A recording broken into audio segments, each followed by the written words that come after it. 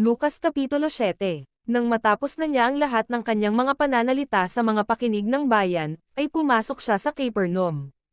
At ang alipin ng isang centurion, na minamahal nito, ay may sakit at malapit ng mamatay.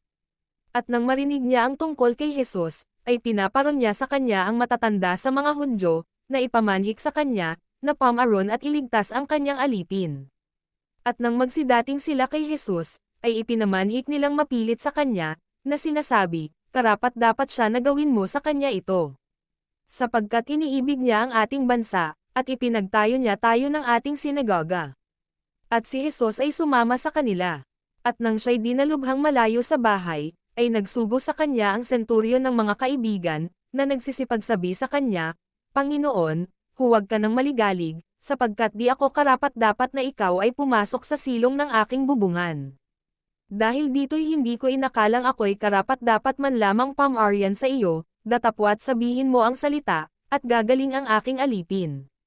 Sapagkat ako rin naman ay taong nasa ilalim ng kapamahalaan, may nasasakupan akong mga kawal, at sinasabi ko rito, yumaon ka, at siya'y yumayaon, at sa isa, halika, at siya'y lumalapit, at sa aking alipin, gawin mo ito, at kanyang ginagawa. At nang marinig ni Jesus ang mga bagay na ito, ay nagtaka siya sa kanya, at lumingon at sinabi sa karamihang nagsisisunod sa kanya, sinasabi ko sa inyo, hindi ako nakasumpong ng ganitong kalaking pananampalataya, hindi, kahit sa Israel man.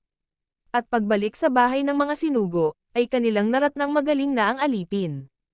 At nangyari pagkatapos ng kaunting panahon, na siya'y naparoon sa bayan na tinatawag na Nain, at kasama niya ang kanyang mga alagad, at ang lubhang maraming tao.